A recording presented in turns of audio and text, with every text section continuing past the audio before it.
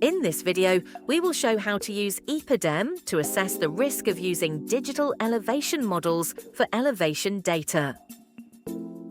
First, go to EPADEM's website. The link is in the video description.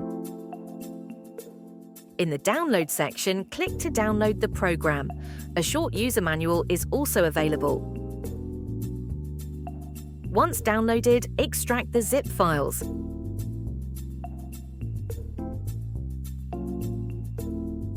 Next, we export our network from EPANET as an INP file.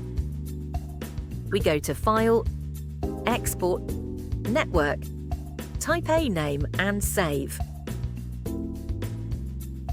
INP files are text files containing network data, which EPADEM can import. Before we import it, we need to add a small section of code. Open the file reportsection.txt included in the EPADEM files. Copy all its contents and paste them under the title section in the INP file. Save the modified file. To start EPADEM, go to the extracted files.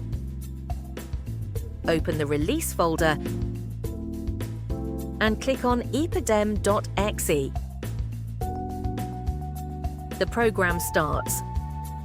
The option CPU cores to use lets us choose how much computing power to allocate.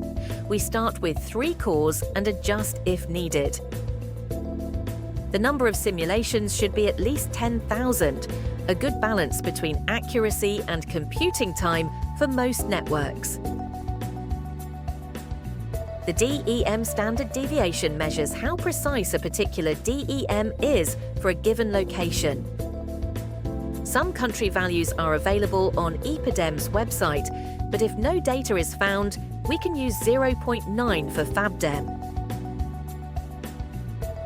Since our network is in Chad, we use 0.93.